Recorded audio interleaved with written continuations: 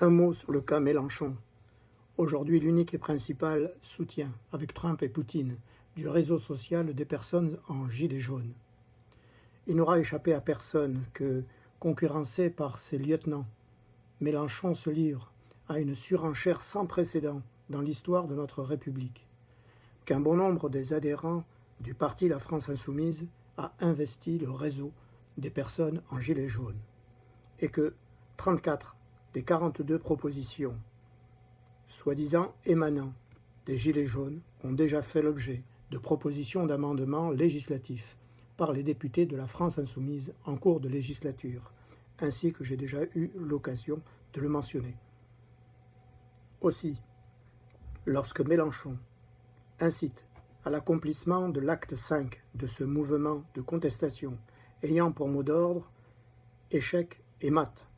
c'est le dirigeant du parti politique de la France Insoumise qui appelle ses adhérents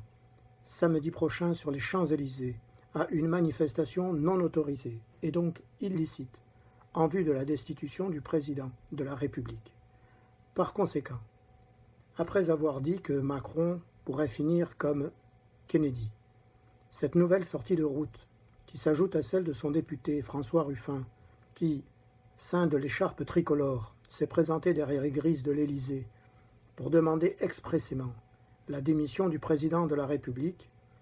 met clairement le parti politique La France Insoumise à la marge de notre démocratie.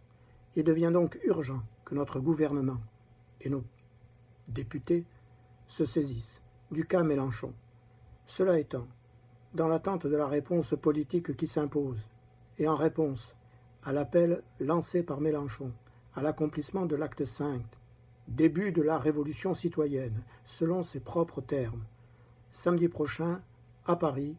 et partout en France. J'invite tous les commerçants, tous les dirigeants, tous les propriétaires ou locataires, et plus généralement toutes les personnes physiques ou morales qui auraient à subir des pertes, des dégradations ou tous autres préjudices,